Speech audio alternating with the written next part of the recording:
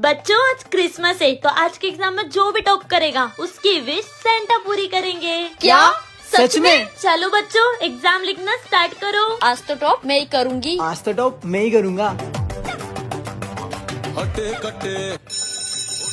आज का एग्जाम तो बढ़िया गया है।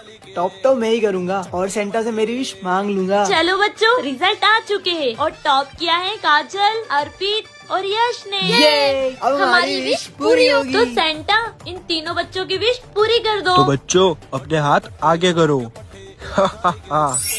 ये लो तुम्हारी विश पूरी हो गई।